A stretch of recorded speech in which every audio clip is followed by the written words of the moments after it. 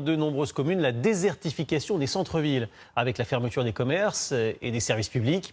Le sujet est au cœur des municipales et il ne touche pas que les petits villages. Regardez cet exemple à Carcassonne. Lucas Ajdela et Stéphane de Perrois ont demandé aux candidats ce qu'ils comptaient faire.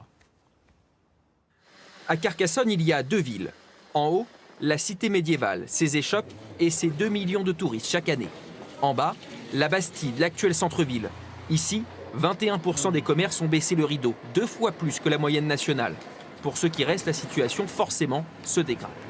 Vu comment ça se passe, s'il n'y a pas d'évolution d'ici les quelques mois à venir, c'est vrai que c'est compliqué, quoi. Comme dans beaucoup de villes, les causes du déclin sont connues. Difficultés pour stationner dans le centre et surtout, multiplication des zones commerciales. À Carcassonne, il y en a 4, présentes à chaque entrée de la ville.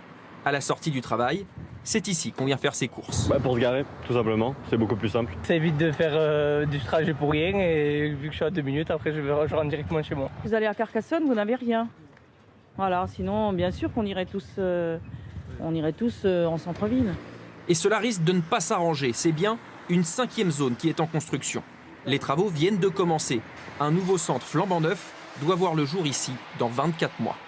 Avec 100 000 m² de zone commerciale pour 46 000 habitants, Carcassonne est la 7e ville de France en termes de densité commerciale. Ici, cette liste se présente aux élections municipales et pour la plupart des candidats, cette nouvelle zone ici est la zone de trop.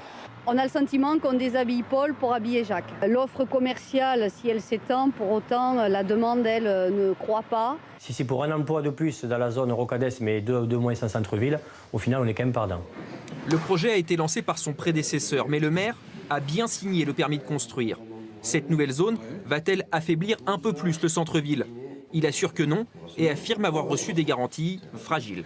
C'est l'engagement que j'ai obtenu des investisseurs, des promoteurs du projet, de ne pas installer des commerces concurrençant le centre-ville. C'est un engagement qu'il a pris par écrit? Là, non, pas par écrit, non.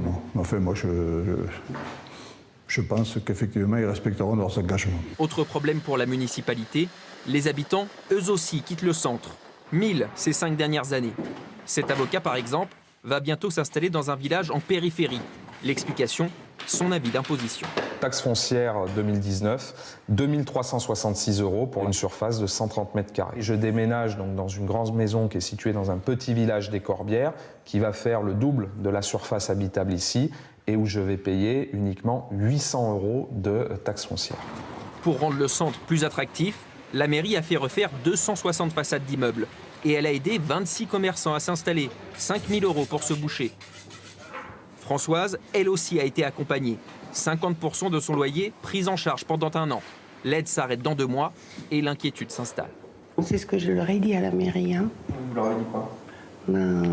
Est-ce qu'il n'y a pas une aide supplémentaire, une petite rallonge, parce que ça risque d'être compliqué. En attendant, mieux vaut prendre ses précautions. J'ai recommandé des nouvelles petites cartes de visite, mais j'en ai recommandé que 500. Normalement, j'en commandais 1000, 1500. Symbole de cette ville coupée en deux, le pont vieux entre la cité et le reste de la commune, emprunté par seulement 10 à 15% des touristes. Donc ici c'est un peu une frontière infranchissable pour certains touristes. Exactement, c'est une sorte de frontière même presque invisible parce qu'elle est séparée par un fleuve, l'Aude, et un parc. Le responsable de l'aménagement du centre-ville va lancer bientôt un circuit historique pour donner l'envie de découvrir la ville basse. Nous faisons le tour en ville et là nous avons la place principale qui s'appelle la place Carnot et nous finissons au musée des Beaux-Arts. Et rappeler que le centre est lui aussi classé pour son patrimoine remarquable. Et sachez toujours sur les municipales que le ministre de l'Intérieur, Christophe Castaner, a confirmé qu'il n'était pas